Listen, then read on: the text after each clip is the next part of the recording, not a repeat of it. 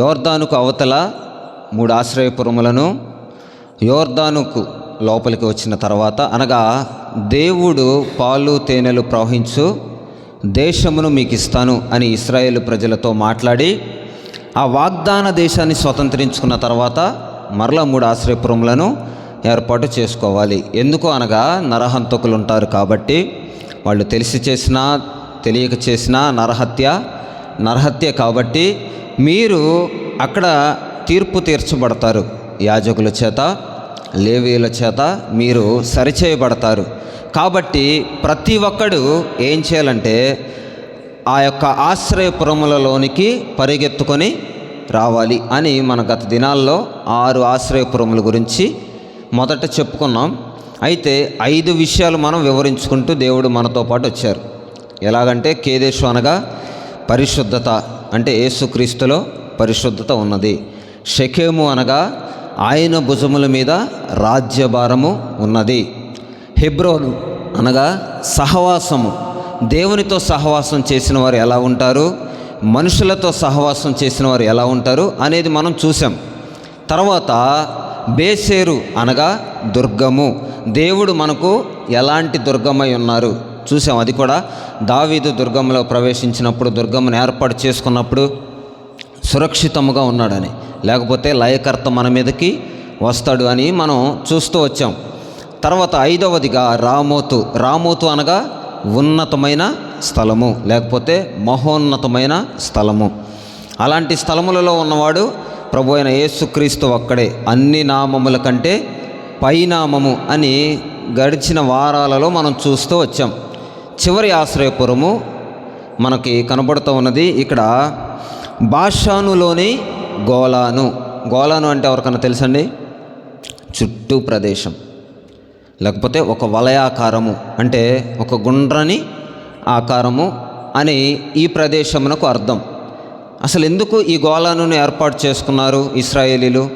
సరే, వాళ్ళకి నరహత్య చేసిన వారు హంతకులుగా మిగిలిపోకూడదు, వాళ్ళు కాపాడబడాలి కాబట్టి చేసుకున్నారు. మరి ఈ ఇశ్రాయేలీలుగా పిలువబడుతున్న మనం, క్రొత్త నిబంధన ప్రజలుగా పిలువబడుతున్న మనము యేసుక్రీస్తు ప్రభువారిలో మనం అది చూడగలుగుతామా? గోలాను అంటే చుట్టూ ఉన్న ప్రదేశం. అంటే ఇంకొక పర్యాయ పదం తీసుకుంటే ఆయన మన చుట్టూ ఉన్నవాడు, లేకపోతే ఆయన మనతో ఉన్నవాడు అని ఇలాంటి పర్యాయ పదాలు వస్తాయి.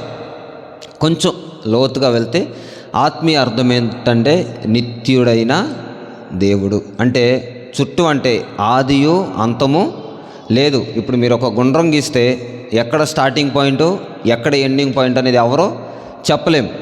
అర్థమైంది నా మాట? అర్థమైన వాళ్ళు హల్లెలూయా చెప్పండి. ఒక స్టార్టింగ్ పాయింట్ ఎక్కడో, ఎండింగ్ పాయింట్ ఎక్కడో అర్థం కాదు. ఇంకా మీకు అర్థమయ్యేటట్లు చెప్పాలంటే, చుట్టూ ప్రహరీ నిర్మిస్తే ఎక్కడ ప్రారంభించారు, ఎక్కడ ముగించారు అనేది చూస్తే తెలియదు. ప్రారంభించినప్పుడు చూస్తే అర్థమవుతుంది, కానీ అంతా అయిపోయిన తర్వాత తెలియదు. అంటే ఈ యొక్క మాట అర్థం చేసుకోవాలంటే, దేవుడు చాలామంది అంటారు 2000 సంవత్సరాల క్రితమే కదయ్యా మీ యేసు ప్రభు వారు వచ్చింది, అంతకుముందు ఎక్కడున్నాడు అని చెప్పేసి చాలామంది మాట్లాడతారు. మనం కూడా తెలుసుకొని 2000 సంవత్సరాల క్రితం కాదు, ఆయన ఎప్పటి నుంచో ఉన్నాడు అని మనం రెఫరెన్సులు చూపించి మాట్లాడితే అవతల వ్యక్తులకి ఓహో మీ దేవుడు కూడా ప్రాచీన స్వభావం లేకపోతే ప్రాచీన కాలం నాటిన వాడా అని మాట్లాడడానికి రుజువులు ఉంటాయి. చూద్దాం మనం కూడా. గోలాను అనగా చుట్టూ ప్రదేశము ఆయన నిత్యత్వాన్ని కనపరుస్తుంది. నిత్యుడైన దేవుడు పౌలు పత్రికల్లో పౌలు చాలా చక్కగా వర్ణిస్తూ వచ్చాడు. కొలస్సీ పత్రిక 1వ అధ్యాయము 15 నుంచి 16 వచనాలు. కొలస్సీయులకు రాసిన పత్రిక 1వ అధ్యాయము 15 నుంచి 16 వచనాలు. ఆయన అదృశ్య దేవుని స్వరూపి అయి, ఎవరు? యేసుక్రీస్తు ప్రభువారు. చదవండమ్మా. సర్వ సృష్టికి ఆది సంభూతుడునై ఉన్నాడు. ఏలయనగా ఆకాశమందున్నవియు భూమి అందున్నవియు దృశ్యమైనవి కానీ అదృశ్యమైనవి కానీ, సింహాసనములైనను ప్రభుత్వములైనను ప్రధానులైనను అధికారములైనను సర్వమును ఆయన యందు సృజింపబడి ఉన్నవి. హల్లెలూయా. అధికారులైన, ప్రభుత్వాలైన, సింహాసనములైన, రాజులైన, రాజరికం చేసిన వారైనా, భూమి మీద నరములాడుతున్న ప్రతి నరమాత్రుడికి ఆయన సెలవిస్తున్న మాట ఏంటంటే సర్వమును ఆయన యందు సృజింపబడి ఉన్నవి. అయ్యా ప్రభుత్వాలు కూడా అవునయ్యా, అయ్యా మనుషులు కూడా అవును. అక్కడ ఏమనుందంటే సర్వము ఆయన యందు సృజింపబడి ఉన్నవి. ఆయన తండ్రి స్వరూపి అయి, అంటే తండ్రి స్వరూపి ఎవరంట? దేవుడే. చాలామంది అంటారు యేసుక్రీస్తు ప్రభువారు ఒక ప్రవక్త, యేసుక్రీస్తు ప్రభువారు ఒక మనుష్యుడు, యేసుక్రీస్తు ప్రభువారు ఒక దెయ్యాలకు అధిపతి. ఇంకా మాట్లాడాలంటే ఆయనతో తిరిగిన ఒక శిష్యుడు ఫిలిప్పు, అయ్యా మాకేం అవసరం లేదు, ఈ భూప్రపంచంలో మాకు కండ్లకు కనబడుచున్నవి ఏం అవసరం లేదు, కానీ మాకు తండ్రిని కనపరచుము అంటాడు. ఎవరిని కనపరచాలంట? ఇన్నాళ్ళు నాతో ఉన్నావు, ఇన్నాళ్ళు నాతో తిరిగావు, అయినా నీకు తండ్రి ఎవరో తెలియలేదా, నన్ను నువ్వు ఎరగలేదని యేసుక్రీస్తు ప్రభువారు మాట్లాడతారు యోహాను సువార్తలో. తండ్రిని కనపరచంటే ఆయన అంటాడు నాలో తండ్రియు తండ్రిలో నేను ఏకమై ఉన్నాం. అంటే ఇప్పుడు యేసుక్రీస్తు ప్రభువారు ఎవరు? దేవుడే. చాలామందికి ఇంకా సందేహం. మన క్రైస్తవ సమాజానికే యేసుక్రీస్తు ప్రభువారి గురించి ఖచ్చితమైన రుజువులు ఇవ్వడానికి చాలామందికి సందేహాలు. యేసుక్రీస్తు ప్రభువారు పుట్టక మునిపే ఆయన యొక్క ప్రవచనాలు యెషయా గ్రంథంలో ఇలా ఉంటాయి. ఒకసారి చూడండి, యెషయా గ్రంథము 9వ అధ్యాయము 6వ వాక్యం. 9వ అధ్యాయము 6వ వాక్యం. పుట్టెను, కుమారుడు అనుగ్రహింపబడెను, రాజ్యభారముండును, ఆశ్చర్యకరుడు, ఆలోచనకర్త, బలవంతుడైన దేవుడు, నిత్యుడగు తండ్రి, సమాధానకర్తయగు అధిపతి అని. చాలు, ఆమెన్, హల్లెలూయా. తండ్రికి తండ్రి అని పేరు పెట్టట్లేదంట. మీకు ఒక కుమారుడు పుడతాడు, ఆయన భుజముల మీద భారం ఉంటుంది, కానీ ఆయన ఎవరు? మొదటేమో కుమారుడు పుడతాడని అంటున్నారు, కింద ఏమైనా ఉంది నిత్యుడగు తండ్రి. అంటే ఎప్పుడు? నిన్నటి తండ్రా, మొన్నటి తండ్రా, ఒక సంవత్సరం పిల్లాడికి తండ్రా, లేకపోతే భూప్రపంచం మీద ఒక 10-15 ఏళ్ళు, లేకపోతే ముసలితనం వచ్చిన తర్వాత మా తండ్రి అని చెప్పుకోవడానికి ఉందా? నిత్యుడగు, నిత్యత్వంలో ఉన్నాడు ఆయన. నిత్యత్వం అంటే ఆదియు అంతము లేనివాడినై ఆయన ఉన్నాడు. చాలామంది యేసుక్రీస్తు ప్రభువారి గురించి చెప్పడానికి ప్రవచనమే చెప్తుంది. ఆయన ఎవరంట? కుమారుడు కాదైన, చిన్నపిల్లాడు కాదు, బాలుడిగా ఈ లోకానికి నరమలాడుతున్న మనిషిగా, నరమాతృనిగా ఆయన వచ్చాడు, కానీ ఆయన నిత్యుడగు తండ్రి. హల్లెలూయా. ఆయన యొద్దకు పరుగెత్తుకొని రండి. గోళాను అనగా నిత్యత్వం. మీరు ఎటు తిరిగి వచ్చినా ఆ గుండ్రంలోనే ఉంటారు. మనుషుడు ఎక్కడెక్కడికో వెళ్తున్నాడు, కానీ ఎక్కడెక్కడికో తిరుగుతున్నాడు, కానీ చివరికి ఎక్కడికి వస్తున్నాడు? ఇంటికే వస్తాడు సాయంత్రానికి. అలాగే యేసుక్రీస్తు ప్రభువారి దగ్గరికి రాకపోతే ఎన్నిసార్లు మనం యాచనలు చేసినా, విజ్ఞాపనలు చేసినా, యేసుక్రీస్తు ప్రభువారి దగ్గరికి వచ్చి ఆయన నిత్యత్వాన్ని కనుగొనకపోతే మనకు ఎటువంటి లాభం లేదు. వెళ్ళి వస్తున్నామయ్యా, పాటలు పాడుతున్నామయ్యా, డ్రమ్ములు కొడుతున్నామయ్యా, వాక్యాలు చెప్తున్నామయ్యా, వాక్యాలను చదువుతున్నామయ్యా, ప్రతిదినం దేవుని సన్నిధానంలో ఉంటున్నామయ్యా అని అంటే, అందుకని అంటాడు కదా, ప్రభువా అని పిలుచు ప్రతివాడు, చెప్పండి అమ్మా, పాత్రుడు కాడు. అంటే చాలామంది ఇదే యెషయా గ్రంథంలో కూడా ఆయన అంటాడు, నా పెదవులను కాల్చాయి అంటాడు. ఎందుకు? పెదవులతో ఆరాధిస్తున్నారు చాలామంది, హృదయాలు దేవునికి దూరంగా ఉంటున్నాయి. గోళాను అనగా దేవుని సన్నిధానంలో కూర్చున్న నీవు ఎటువైపు చూసినా నిత్యత్వం కలిగిన దేవుని వైపు చూసినప్పుడు, నీకు ఆయన నిత్యత్వం కనబడుతూ ఉన్నప్పుడు నువ్వు ఎటు తప్పించుకోవాలన్నా తప్పించుకోలేవు. పాపంలో ఉన్న తప్పించుకోలేవు, శాపంలో ఉన్న తప్పించుకోలేవు. ఒకవేళ బంధకాలు మన మీదకి వచ్చినా ఆయన తప్పిస్తూ ఉంటాడు. ఎందుకనంటే మన చుట్టూ ఉన్నది ఎవరు? నిత్యత్వం కలిగిన దేవుడు. ఆమెన్, హల్లెలూయా. ఆయన నిత్యత్వాన్ని ఇంకొక 2 మాటల్లో చూద్దాం. ఆయన నిత్యుడై ఉన్నాడు, నిత్యుడకు తండ్రిగా కనిపిస్తూ ఉన్నాడు. అయితే ఇంకా మనం కొంచెం లోతుకి వెళ్తే హెబ్రీ పత్రికలో ఈ మాటలు కనిపిస్తాయి. 7వ అధ్యాయం 3వ వాక్యంలో మనకు ఆదికాండంలో కూడా ఈ సన్నివేశం కనబడుతూ ఉంటుంది అన్నమాట. అబ్రహాము తన 10వ వంతు ఇవ్వడానికి మెల్కీసెదెకు అనేటువంటి యాజకుడు, హెబ్రీ పత్రిక 7వ అధ్యాయం 3వ వాక్యం చూడండి.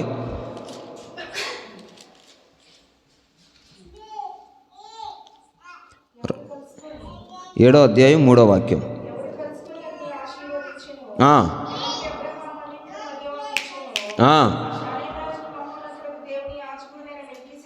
సెదెకు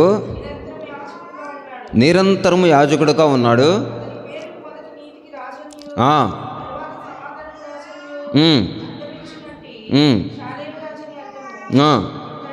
ఇక్కడ నుంచి నోట్ చేసుకుని, అతడు తండ్రి లేనివాడును, తల్లి లేనివాడును, వంశావళి లేనివాడును, జీవిత కాలమునకు చాలమ్మ ఆది అయినను.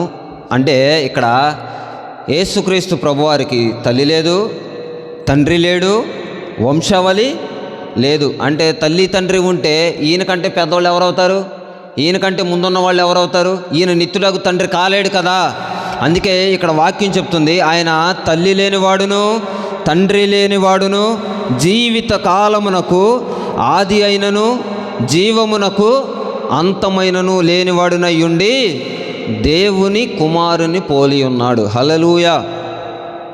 ఇంకా సందేహాలు మనకేమైనా ఉంటే, ఇంకా దేవుని దగ్గరికి రావడానికి, లేకపోతే ఎన్నో ప్రవచనాలు, ఎన్నో వాక్యాలు, ఎన్నో పాటల ద్వారా దేవుని నామస్మరణ వింటూ ఉన్నా కానీ చాలామందికి ఈ లోకంలో కనబడుచున్న వాటి మీద మక్కువ కలిగి ఉంటే నిత్యత్వమైన దేవుని దగ్గరికి మనం చేరుకోలేం. అందుకనే లేఖనాలు సెలవిస్తున్నాయి, నీ మనసు మారి రూపాంతరము చెందిన ఎడల నీవు దేవుని వద్దకు వస్తావు. దేవుడు అప్పుడు నిన్ను బాగుగా చేసి ఆయన కడిగి ఆయన ఎదుట నిలబెట్టుకొని ఒక నిత్య రాజ్యంలో మనల్ని నిలబెట్టడానికి ఇష్టపడుతూ ఉన్నాడు. అందుకే దేవుని యొక్క మాటలు సెలవిస్తున్నాయి, ఆయనకి తండ్రి లేడు, దేవుడు సృజింపబడిన వాడు కాడు, దేవుడు సృష్టికర్త, సర్వమును ఆయన యందు సృజింపబడి ఉన్నవి. పౌలు చాలా బాగా వర్ణిస్తూ రాస్తాడు. కొలస్సీ పత్రికలో కొన్ని పత్రికల్లో ఆయన అంటాడు, ఆయనే ఆలయమై ఉన్నాడు, ఆయనే క్రీస్తునందు మనల్ని ఎలా నిలబెడతాడనంటే ఆయన స్వరక్తమిచ్చి మనల్ని కొన్నాడు అని ఇలా మాట్లాడుతూ ఉన్నప్పుడు, కొనడానికి అర్హులు ఎవరండి? రోకలిచ్చి లేకపోతే డబ్బులు ఇచ్చి మనల్ని ఎవరన్నా కొంటే మనం వాళ్ళ కింద బానిసలుగా ఉండాలి. కానీ మనకు స్వేచ్ఛ ఇచ్చాడు దేవుడు, మనల్ని కొన్నాడు, మనల్ని తన విలువ పెట్టి రక్తం ఇచ్చి మనల్ని కొని కూడా అంటాడు, మీరు ప్రతి విశ్రాంతి దినమున లేకపోతే ప్రతి ఆదివారపు ఆరాధనలో 2 గంటలే కూర్చునేది. అన్నయ్య కూడా మొన్న స్టేటస్ పెట్టినట్టున్నాడు. వారంలో ఒక రోజులో 2 గంటలు, 2 గంటల్లో కూడా దేవునికి నువ్వు సమయాన్ని ఇవ్వలేకపోతే, సమయాన్ని ఇచ్చిన దేవుడు సమయాన్ని మనల్ని అడిగేస్తే మన పరిస్థితి ఏంటో, సమయం ఇచ్చిన దేవుడు మన సమయాన్ని ఆయన తీసుకుంటే మన పరిస్థితి ఏంటో. అంటే చాలాసార్లు దేవుని నిర్లక్ష్యపరుస్తూ ఉంటాం. నిత్యుడైన దేవుడు అన్నీ చూస్తూ ఉంటాడు. హల్లెలూయా. ఆయన కళ్ళకి ఏది మరుగైనది లేదు. ఆయనకి తండ్రి లేడు, తల్లి లేడు. మీరు ఇంకా అనుకోవచ్చు, ఆయనకు ఆదియు లేదు, అంతము లేదు, మరణము లేదు, జీవము లేదు. ఆయన అక్కడ అంటున్నాడు కదా, ఆయన స్వయాన యేసుక్రీస్తు ప్రభువారే తన చేతులను చాపి పిలుస్తూ ఉన్నాడు. ఇంకా కొన్ని పత్రికల్లోకి వెళ్తే ఆయన మనల్ని ఎలా మోస్తాడో కూడా నేను త్వరగా ముగిస్తాను. యెషయా గ్రంథం 40వ అధ్యాయం 28వ వాక్యం కూడా చూడండి, ఆయన మనకి ఎలా ఉన్నాడు.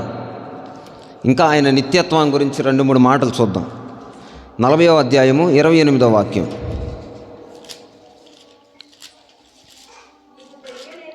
మీకు తెలియలేదా? వినలేదా? మళ్ళీ చదవమ్మా. భూదిగంతములను సృజించిన యెహోవా నిత్యుడగు దేవుడు. హల్లెలూయా. భూదిగంతములను సృజించిన యెహోవా నిత్యుడగు. ఈ రోజున ఇంకా మీరు వినలేదు, మాకు తెలియలేదు అని చెప్తే దేవుడు మనకి స్క్రీన్ వేస్తాడనమాట. ఇదిగో బాబు నీకు వినబడిన వాక్యం, ఇదిగో చెప్పిన ప్రసంగికుడు, ఇదిగో నువ్వు కూర్చున్న ప్రదేశం, లేకపోతే నువ్వు విన్న ప్రదేశం, నువ్వు ఇంకా అబద్ధం ఆడడానికి వీలు లేదు. ఎందుకనంటే నీకు తెలియలేదా? నిత్యుడగు దేవుడని నీకు తెలియదా? నీకు చెప్పినప్పుడు నువ్వు వినలేదా? ఆయన యొద్దకు రావడానికి నీకు ఇంకా ఏది అడ్డుగా ఉన్నది? అందుకే ప్రార్థనలు చేస్తుంటే కొన్నిసార్లు నీకును నాకును మధ్య ఉన్న అడ్డుగోడలను తొలగించు. ఏ అడ్డుగోడలయ్యా?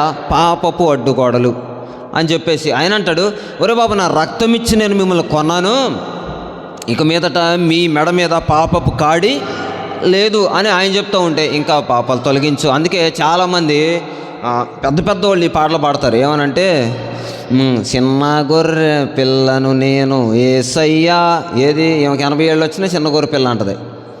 ఆయన ఎప్పుడో గొర్రెపిల్ల విందులో మనల్ని పాలు పొందించడానికి ఆయన రక్తం ఇచ్చుకున్నా, నేను చిన్న గొర్రె పిల్లని యేసయ్యా, మెల్లమెల్లగా నన్ను నడిపేసయ్యా, మెల్లమెల్లగా నడిపితే నీడదాకా వచ్చావు. అయినా కానీ కొన్ని ప్రదేశాల నుంచి రాలేని వాళ్ళు చాలామంది ఉన్నారు. వాక్యం వినబడుతున్న వేళ నిత్యుడకు తండ్రి ఆయన అంటున్నాడు, ఆదిను అంతమునై ఉన్నాను, మీరు సందేహపడాల్సిన అవసరం లేదు. మీరు మనుష్య మాతృనిగా ఆలోచన చేస్తే కాదు, కానీ దేవుని స్వరూపమై ఉన్న నన్ను, లేకపోతే తండ్రిని చూడాలనుకున్న మీరందరూ నాలో తండ్రిని మీరు చూస్తారని ఫిలిప్కి ఎలాగైతే చెప్పాడో, ఈరోజు రాత్రి కూడా మనకు చెప్తూ ఉన్నాడు. ఆనాడు ఇశ్రాయేలీలు ప్రజలు ఎలాగైతే గోలాను ప్రాంతంలోకి లేదా ప్రదేశంలోనికి ఆశ్రయపురంలోనికి చేర్చబడ్డారో, ఈ రాత్రి కూడా దేవుని సన్నిధానానికి చేర్చబడండి. ఆమేన్. చేర్చబడిన మనకి నిత్యుడై ఉన్న తండ్రి, లేకపోతే నిత్యుడై ఉన్న దేవుడు మనకేం చేయనై ఉన్నాడు చూద్దాం ఒకసారి. యోహాను సువార్త 8వ అధ్యాయము 58వ వాక్యం. 8వ అధ్యాయం 58వ వాక్యం. యేసు అబ్రహాము పుట్టక మునిపే నేనున్నానని. చాలమ్మా. ఇంకొక ఆలోచన ఏంటంటే, యేసుక్రీస్తు ప్రభువారు ఈ భూమి మీదకి వచ్చిన తర్వాత ఆయన సశరీరుడిగా తిరుగుతూ ఎంతోమంది రోగులు కలిగిన వారిని, రోగంతో ఉన్నవారిని బాగు చేస్తూ, చాలామందికి స్వస్థతలు చేస్తూ, చాలామందికి ఉపకారాలు చేస్తూ, పాపులను క్షమించి వాళ్ళని చేర్చుకుంటూ, పాపుల పంక్తిలో ఆయన కూర్చుంటూ, చాలామందికి ఈయన నిజంగా దేవుడైతే పాపుల మార్గంలోకి ఎందుకు వెళ్తాడు అనేటువంటి ఆలోచనలు కూడా కల్పిస్తూ ఆయన ఇలాంటి సన్నివేశాలు ఉంటూ ఉండగా కొంతమంది అంటారు, ఏంటయ్యా నువ్వు వడ్రంగి యోసేపు కుమారుడు కాదా? మరియకు పుట్టినవాడు కాదా? నువ్వేమంటున్నావు? అబ్రహాం కంటే ముందున్నావా అని అంటే ఆయన అంటాడు ఒకే మాట. ఏమన్నాడండి? నేను అబ్రహాము కంటే ముందున్నవాడును. చదవండి ఒకసారి ఆ మాట, 58వ వాక్యం. అబ్రహాము పుట్టక మునిపే ఉన్నానని మీతో చెప్తున్నాను. దీనిలో ఇంకా తారతమ్యాలు లేవు, దీనిలో ఇంకా దాక్కునే ఆ మాటలేమి లేవు, దాచుకోవాల్సిన అవసరం అంతకంటే లేదు. నిశ్చయంగా చెప్తున్నాను, అబ్రహాము కంటే ముందే నేను ఉన్నాను, ఆయన పుట్టక మునిపే నేను ఉన్నాను. ఇక్కడే అర్థమవుతుంది కదా, ఈయనే యెహోవానే, ఈయనే పరిశుద్ధుడు, ఈయనే నిత్యత్వం.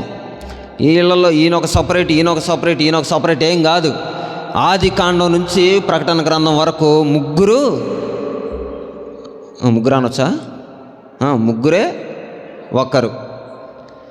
3 రూపాయలు కనపరుచుకున్నారు. ఆ సందర్భాల్లో ఆయన వచ్చాడు అనడానికి లేదు. ఈ సందర్భాన్ని యేసు ప్రభు వచ్చారు, ఈ సందర్భంలో యెహోవా ఉన్నాడు, తర్వాత ఈయన వెళ్ళిపోయాక ఆయన వచ్చాడు, ఇలాంటి మాటలు అనడానికి లేదు. వాళ్ళు ఒకళ్ళనొకళ్ళు కనబరుచుకుంటున్నారు, ఒకళ్ళనొకళ్ళు ప్రత్యక్షపరుచుకుంటున్నారు అని చెప్పడానికి కూడా లేదు. ఆయన ఒక్కడే ఆయా తరాలకి, ఆయా ప్రజలకి కావాల్సినట్టుగా ఉన్నాడు అని చెప్పడానికి లేదు. వాక్యము 2 అంచులు కలిగిన ఖడ్గం. దాన్ని ఎలా అర్థం చేసుకోవాలంటే, ఆదియు అంతమునై ఉన్న దేవుడు ఒక్కడే. ఆమేన్, హల్లెలూయా. ఆయన అంటున్నాడు, నేను అబ్రహాము పుట్టక మునిపే ఉన్నాను. ఇంకా సందేహాలు మీకు వద్దు. యేసుక్రీస్తు ప్రభువారు ఆ మాట చెప్పారు. మీకు ఇంకా అర్థమయ్యేటట్లు చెప్పాలంటే, ఆది కాండంలో 1వ అధ్యాయంలో ఒక మాట ఉండేది, అగాధ జలముల మీద ఆత్మ. ఏ ఆత్మ? అక్కడ యెహోవా ఆత్మనుందా? యేసుక్రీస్తు ఆత్మనుందా? పరిశుద్ధాత్మనుందా? అంటే పాత నిబంధనకు వెంటనే చెప్పేసేది ఏంటంటే యెహోవా ఆత్మ అని ఎక్కడన్నా చెప్పారా? ఇక్కడ ఏంటంటే అర్థం చేసుకోవాల్సిన వాక్యం మనిషి మాత్రునిగా ఆలోచిస్తే మనకు అర్థం కాదు. అందుకే పౌలు పత్రికలు చాలా బాగుంటాయి, చాలా బాగా చదవండి. ఒక్కొక్క మాటకి ఆత్మ అన్న నోటు కొంచెం పెద్దగా ఉండేది.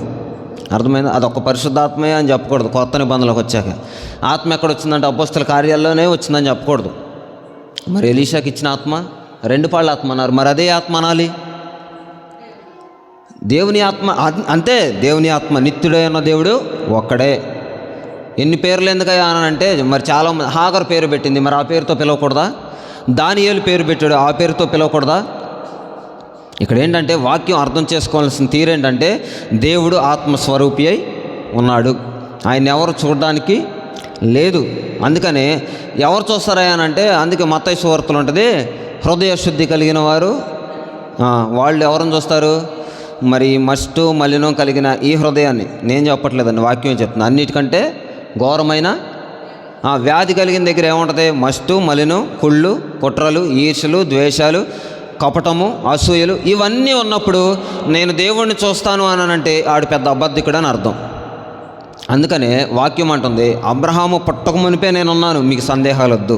అయితే ఈ గోళాను లేకపోతే ఈ యొక్క చుట్టూ మనల్ని చుట్టుకొని ఉన్న దేవుడు, లేకపోతే నిత్యుడై ఉన్న దేవుడు మనకేం చేస్తాడు? ఒక్క మాట చెప్పి నేను ముగించేస్తా.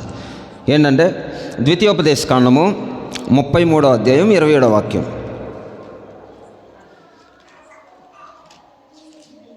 33:27వ వాక్యం. శాశ్వతుడైన దేవుడు. ఫస్ట్ పాయింట్ చూడండి ఎలా బాగుందో. మీకు నివాస స్థలముగా నిత్యముగా నుండు.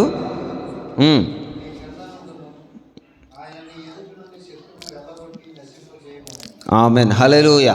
ఈ మాట కొంచెం నేను లోతుగా చెప్తాను, అర్థం చేసుకోండి. శాశ్వతుడైన దేవుడు నీకు నివాస స్థలముగా ఉంటాడు. హల్లెలూయా.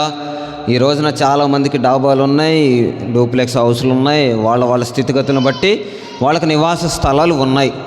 ఎన్ని స్థలాలు ఉన్నా, ఎన్ని పొలాలు ఉన్నా, ఎన్ని ఆస్తి సంపదలను మనకున్నను, శాశ్వతుడైన దేవుడు లేకపోతే, నివాస స్థలముగా ఆయన మనం చేసుకోనకపోతే మనకు ఎటువంటి ఉపయోగం లేదు. సరే, ఒకవేళ ఉంటే ఆయన ఏం చేస్తాడు? నిత్యముగా నుండు బాహువులు నీ క్రింద నుండును. అంటే ఆయన చేతుల మీద మనలను మోస్తాడు. హల్లెలూయా. ఎన్నో ఇబ్బందులు వచ్చాయి, ఎన్నో కష్టాలు వచ్చాయి, ఎన్నో బాధలు వచ్చాయి, ఎన్నో శ్రమలు వచ్చాయి అని చాలాసార్లు మాట్లాడుకుంటాం, కానీ ఆత్మీయ స్థితిలో కుంటుపడిపోతున్నాం. మొన్న వారం మంచి వాక్యం వచ్చింది, ఏంటంట? నీ కాలు జారకుండానట్లు. ఇది మెయిన్ పాయింట్. ఏంటంటే నువ్వు ఆత్మీయ స్థితిలో పడిపోకుండానట్లు ఆయన నిన్ను తన చేతుల మీద మోస్తాను అంటున్నాడు. హల్లెలూయా. ఈ రోజున సినిమా చూడకూడదు, సీరియల్ చూడకూడదు, వాక్యం చదువుకోవాలి, వెంటనే లేచి ప్రార్థన చేసుకోవాలి అని చాలామంది ఒక తీర్మానం తీసుకుంటారు.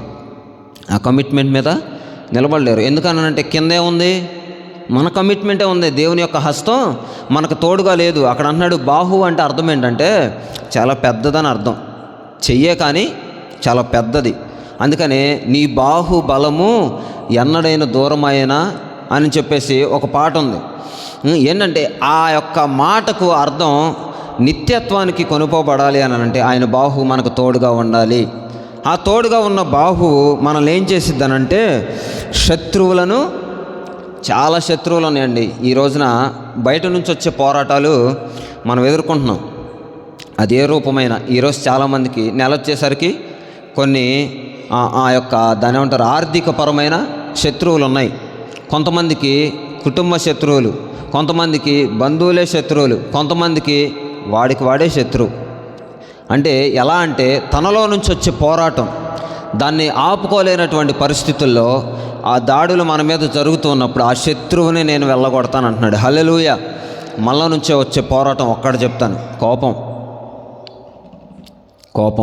ఈ కోపం బంధాలను విడదీసేసిద్ది. ఈ కోపం అసమాధానం అనేదాన్ని క్రియేట్ చేసిద్ది. అందుకనే పౌలు ఎక్కడికి వెళ్ళినా, లేకపోతే యేసుక్రీస్తు ప్రభువారు అంటారు, శిష్యులారా మీరు ఏ ఇంటికి వెళ్ళినా వాళ్ళు మిమ్మల్ని చేర్చుకున్నప్పుడు మీరు మొదటగా ఏం చెప్పాలి? సమాధానం కలుగునుగాక. అంటే అంతకుముందు ఏం లేదు గృహాల్లో, ఖచ్చితంగా ఎందుకు లేదు అని అంటే సమాధానకర్త అయిన దేవుడు ఈ భూమి మీదకి రావడానికి గల కారణం ప్రజలు విచ్చలవిడితనానికి అలవాటు పడిపోయారు, పాపపు బంధకాలలో ఉండిపోయారు, దేవుని యొక్క చేతి నీడలో లేకపోతే ఆ యొక్క హస్తముల కింద లేకుండా పోయారు. కాబట్టి శత్రువులు ఎక్కువైపోయారు. శత్రువులు బహుజనంగా ఎక్కువైపోయారు. మనలో నుంచి వచ్చే శత్రువులు, మనలో నుంచి వచ్చే పోరాటాలు, మనలో నుంచి వచ్చే యుద్ధాలు, మనలో నుంచి వచ్చే ఆరాటం, వీటన్నిటిని దాటుకొని వెళ్ళాలి అని అంటే ఆయన బాహువుల మీద మీరు నిలిచి ఉండాలి. హల్లెలూయా. ఈ నిత్యుడైన దేవుడు ఈ పని చేయగలుగుతాడు. శత్రువులను ఎవరన్నా వెళ్ళగొడతారా? ఎవరు వెళ్ళగొట్టలేరు. మీకు అర్థమయ్యే భాషలో చెప్తా. మన దేశానికి ఇతర దేశస్తులు వచ్చి మన మీద యుద్ధం చేస్తే ఎవరు గస్తీ గాయాలి? బోర్డర్లో ఉన్న సైనికులు. సైనికులు అంటే ఎవరో? సైనికులు అంటే ఎవరో కొంచెం ఆలోచించి చెప్పండి. సైనికులు అంటే ఎవరు? ఆలోచించమనగానే వెళ్ళిపోయారు డీప్కి. కాపాడేవారు. అంటే కాపాడేవారు లేకపోతే మనం కాపాడబడలేం. అందుకే దేవుడు అంటున్నాడు, శత్రువు వచ్చినప్పుడు కాపాడడానికి నేనున్నాను. ఎఫ్ఎస్సి పత్రికలో కూడా ఈ మాటలు ఉంటాయి. నీకు కవచం ఉండాలి, కిరీటం ఉండాలి, కత్తి ఉండాలి, డాల్ ఉండాలి. వీటన్నిటిని బట్టి నువ్వేం చేస్తావు? యుద్ధం చేయగలుగుతావు. యుద్ధం చేసినప్పుడు నీకు ఎదుటివాడు నీ మీద ప్రతిదండన చేస్తూ ఉన్నప్పుడు నీకేం తగలదు? గాయం అనేది తగలదు. అంటే ఇంత వివరంగా చెప్తే కానీ మన వాళ్ళకి అర్థం కావట్లా. ఈ మాటకు అర్థం ఏంటంటే, దేవుని బాహువు మీద అక్కడేముంటుంది? బాహువులు నీ క్రింద ఉంటాయి. అంటే చూడండి, ఆయన చేతులు మన క్రిందన ఉంటాయి అంట. అంటే అరచేతుల మీద నేను చెక్కుకొని ఉన్నాను అన్న తర్వాత మిమ్మల్ని మోస్తున్నాను అని కూడా చెప్తున్నాడు దేవుడు. ఇంకొక మాట చూసి ముగించుకుందామా? అయితే ప్రభువు ఎప్పటి వరకు ఉంటాడు మనతో పాటు? నిత్యుడగు తండ్రి కదా. మనం చచ్చిపోయిన తర్వాత వదిలేస్తాడా? మనం బ్రతుకున్నప్పుడైనా ఉండేది. మనం చాలాసార్లు అంటాం, నీ భూమి మీద ఆయుష్ ఉన్నంతసేపే నువ్వు మారటానికి వీలుంటుంది, తర్వాత నీకు వీలు లేదు. కాబట్టి ఈ ఉపమానం చూడు. లాజరు ఎక్కడున్నాడు?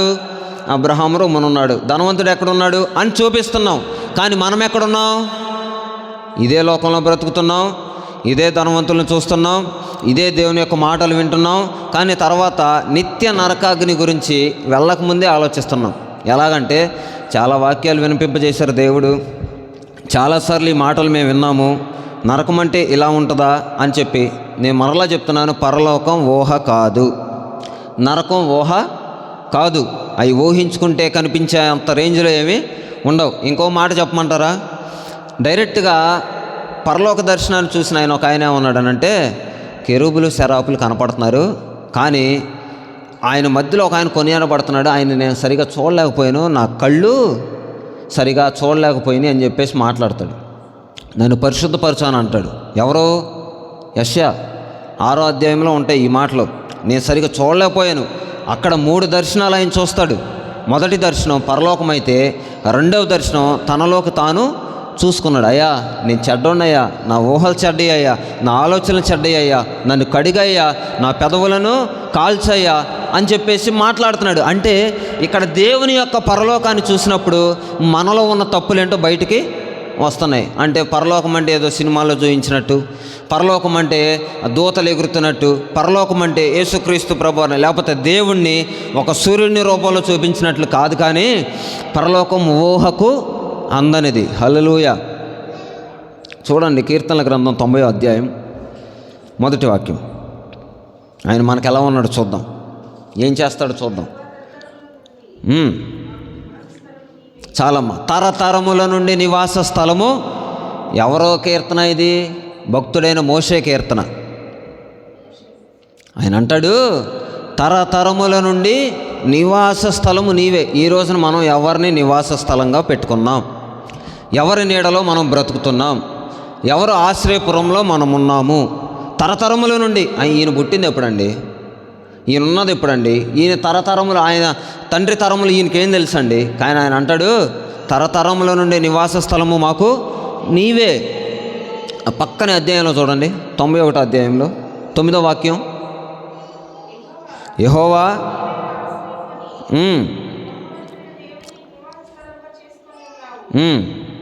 చాలు, కింద మాట కూడా, నీకు అపాయమేమీ చాలు. ఆయన ఏమంటున్నాడంటే, యెహోవా నీవే నా ఆశ్రయము, నీవు మహోన్నతునైన దేవుని నీకు నివాస స్థలముగా. తరతరములు ఉంటాడు, యుగయుగములు ఉంటాడు. ఆయనకి ఆదియు అంతము లేదు. అందుకే అల్ఫా ఒమేగా అని దేవుని యొక్క మాటలు ప్రస్తావించబడ్డాయి.